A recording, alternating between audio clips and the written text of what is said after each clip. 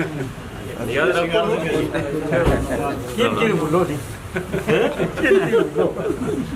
भाई, थोड़ी बहुत तो लाग जाए बोली देखो।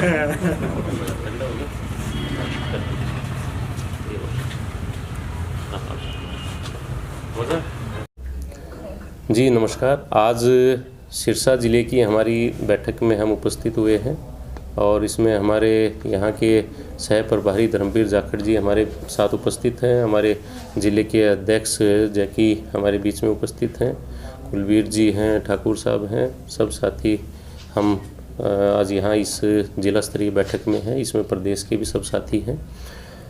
हमने पिछले दिनों में किसान मोर्चा के तहत प्रदेश में बहुत सारी योजनाओं पे काम किया है और जिसमें केंद्र की तरफ से भी कुछ दिशा निर्देश हमारे जो राष्ट्रीय किसान मोर्चा की तरफ से भी है और हरियाणा प्रदेश की तरफ से भी हमने इस किसान मोर्चे को हम गांव तक अपनी कमेटियां बनाएं और उन कमेटियों के तहत जो केंद्र और प्रदेश की योजनाएं हैं उन योजनाओं का लाभ किस प्रकार से हम अंतिम पंक्ति पे जो एक अंत्योदय की भावना से भारतीय जनता पार्टी का कार्यकर्ता काम करता है, उस भावना के तहत हम किस प्रकार से उस लाभ को पहुंचाने का काम करें, इसके लिए हमने कई प्रकल्प हरियाणा प्रदेश में अभी पिछले दिनों में घोषित किए हैं।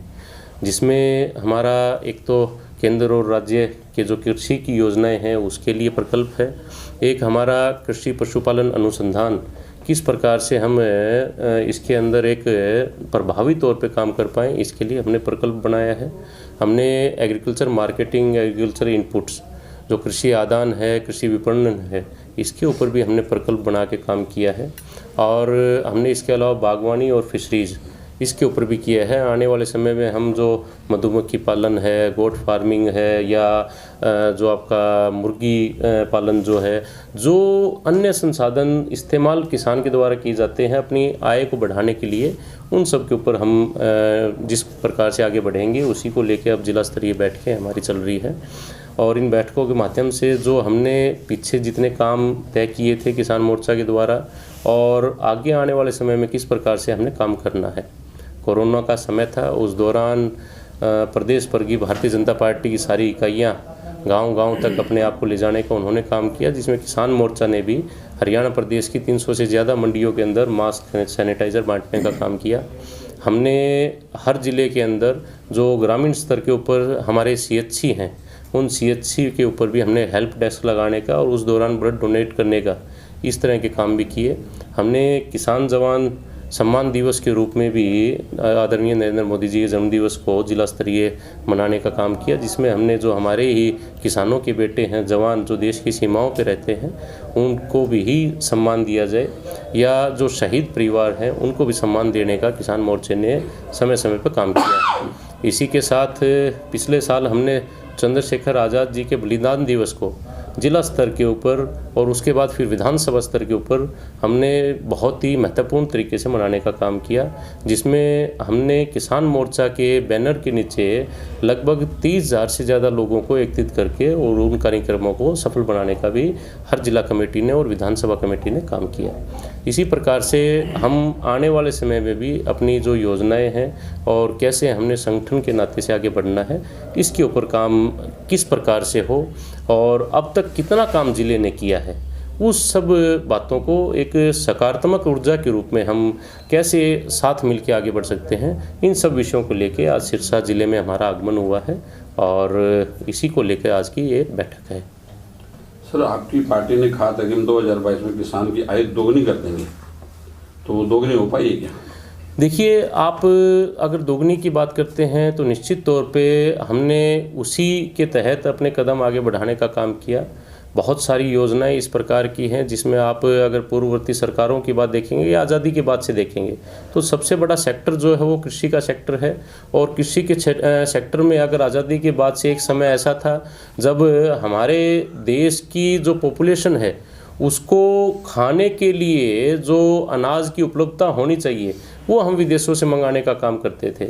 और आज हम इस स्थिति में है कि हम बम्पर पैदावार हमारे यहाँ होती है। इसमें किसान की निश्चित तौर पे मेहनत है और सरकार की समय समय पर जो योजनाएं हैं, चाहे उसमें पूर्व में अगर देखें हरित क्रांति से लेके हुए या वाजपेयी जी का जो शासन आया या अब ये 2014 की सरकार आई, हमने जो 2022 का एक वादा किसान से किया था, उसी के तहत हमने किसान को जो सम्मान निधि के रूप में जो पूर्व में कभी नहीं दी जाती थी 6,000 रुपया देने का काम किया।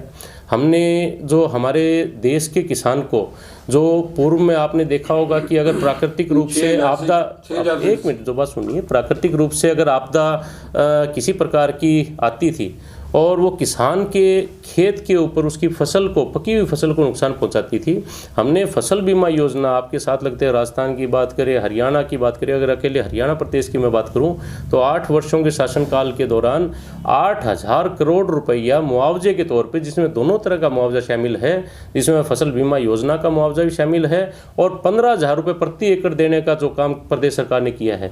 हमने पानी को टेल तक पहुँचाने के लिए हरियाणा प्रदेश की 223 टेल ऐसी थी जो बनने के बाद से उन तक पानी नहीं पहुंचा था। हरियाणा प्रदेश की आज 6 टेलें अगर छोड़ दें, जिन पे हमारा अभी रिनोवेशन का काम चालू है, उनको अगर छोड़ दें 223 में से, तो हमने 217 टेल के ऊपर पानी पहुंचाने का हमने काम किया है। हमने पर ड्रॉप मोर क्रॉप, इसके ऊपर हम काम कर रहे हैं। तो निश्चित तौर से बहुत सारी ऐसी योजनाएं हैं जिनके ऊपर काम करते हुए किसान की आय को बढ़ाने का काम करेंगे। इस बजट के अंदर भी जो अन्य संसाधन हैं, चाहे वो मछली पालन है या अन्य तरह के जो संसाधन है, उसके ऊपर भी हम काम करेंगे। निश्चित तौर पे उस आय को आगे बढ़ाने का, किसान को लाभ देने का सरकार काम कर रही है। सर मैं ये पूछ रहा हूँ, दोगुनी आय होगी क्या किसान की? देखिए, अब दोगुनी आएगा, आप 6,000 आप 9,000 किसान आप सुनिए ना जी, आप दोगुनी को किस एंगल से देखते हैं? कागज पे आपने क्या किया वो मैं नहीं सुनना, हमें रात्र पे बताओ क्या किया। मैं वही बता रहा हूँ। सरसाई कौन सी टेल है जिसपे पानी जा रहा है? मेरी बात सुनिए, मैंने कहा कि लोकल क्षेत्र के अंदर क्या समस्या है मुझे इस बारे में अभी नहीं पता। मेरी बात सुनिए, 6 टेल का है, आप ध्यान से नहीं सुन रहे, क्योंकि कई बार व्यक्ति घर से जो सोच के आता है उसी अनुरूप अपने आप को ढालने का प्रयास करता है। तो आप इसमें एक सवाल के रूप में रखिए। मैं आपको एक चीज कहता हूँ कि सुनिए, सवाल पूछो वंदे मातरम के पीछे जो डालो, ऐसा नहीं है। नहीं, मैंने कोई वंदे मातरम की बात नहीं की, सिर्फ बहस का मुद्दा एक बनाने का प्रयास ना किया जाए।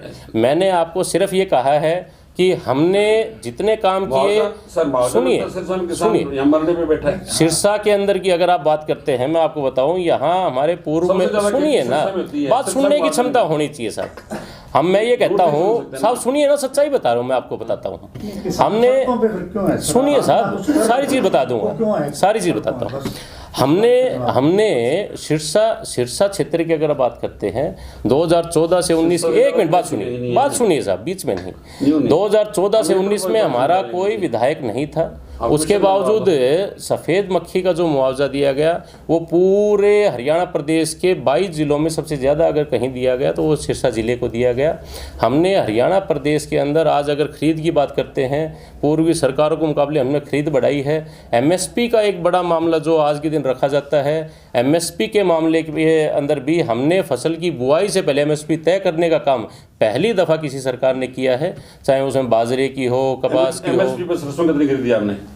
देखिए, कितनी खरीदी इसका आंकड़ा मैं आपको डिपार्टमेंट से लेके दे सकता हूं या आप भी ले सकते हैं, परंतु पूर्व की सरकारों के मुकाबले आज एमएसपी के ऊपर ज़्यादा खरीद होती है। रही अकेली सरसों की जिसकी आप बात कर रहे हो, जो अभी आपकी फसल निकलेगी, पहले की जो सरसों की फसल की बात करते हैं, अगर उसका मार्केट का भाव अगर बाहर ज़्यादा मिलता है किसान को तो किसान वहाँ देता है, और अगर हमारी खरीद का जो एमएसपी तय कर रखा है तो उसके ऊपर कोई मंडी के अंदर किसान लेके आता है तो हम उसको खरीद करने का काम करते हैं।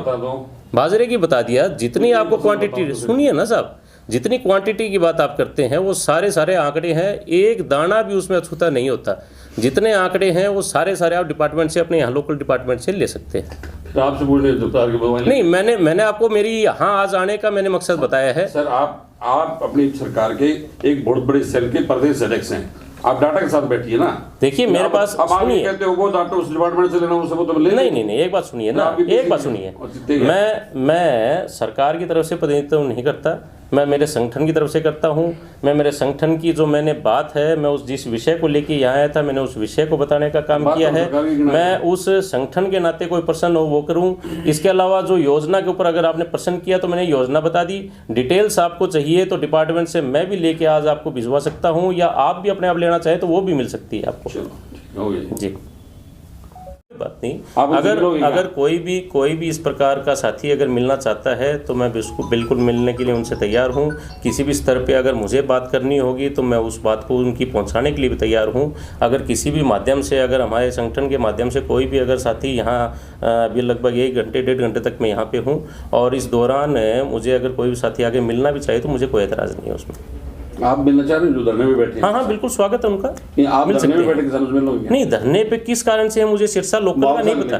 कोई बात नहीं, कोई भी कारण हो उनका, कृषि से संबंधित कोई भी अगर बात है, उस बात को हम किसी भी स्तर पे अगर रख सकते हैं तो बिल्कुल रखेंगे। परंतु कोई भी साथी अगर उनमें से आना चाहता है वो आके, और स्वागत है उसका, वो अपनी बात रख सकता है। वो तो धरना चल रहा है, धरने पे कोई बात नहीं, आ सकते हैं। ये कमेटी बनती है, हर धरने की कमेटी बनती है, और धरने की जो कमेटी होती है उनमें से वो लोग आके जो भी व्यक्ति से मिलना होता है तो मिलने जा सकते हैं कभी भी। जी।